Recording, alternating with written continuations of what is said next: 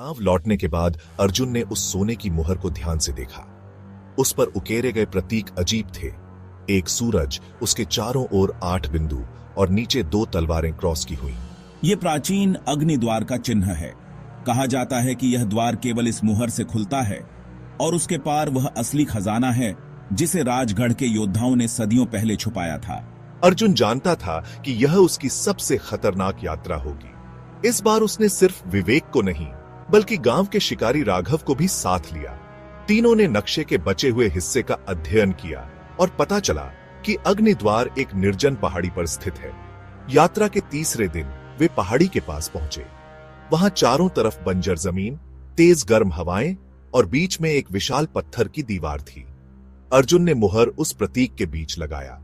जैसे ही मुहर लगी, दीवार हल्के हल्के कांपने लगी और एक भारी पत्थर का दरवाजा खुल गया।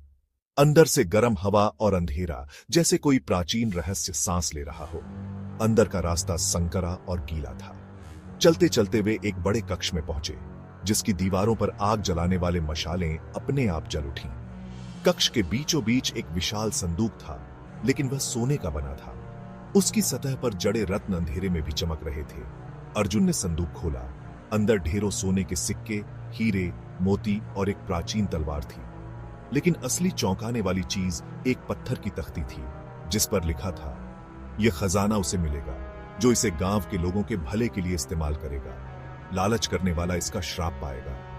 अर्जुन और उसके साथी खजाना लेकर बाहर निकले, लेकिन जैसे ही वे द्वार से बाहर आए, अचानक जमीन हिलने लगी।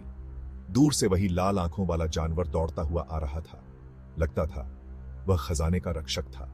राघव ने अपने धनुष से तीर चलाए, विवेक ने मशाल से आग की दीवार बनाई और अर्जुन ने मुहर वापस दरवाजे में लगाकर उसे बंद कर दिया। गांव लौटकर अर्जुन ने खजाने का बड़ा हिस्सा मंदिर और स्कूल बनाने में लगा दिया। लेकिन उस पत्थर की तख्ती में एक और बात लिखी थी, अगला द्वार सागर के नीचे है। अर्जुन जानता था उसकी रोमांचक यात्रा अभी खत्म नहीं हुई है।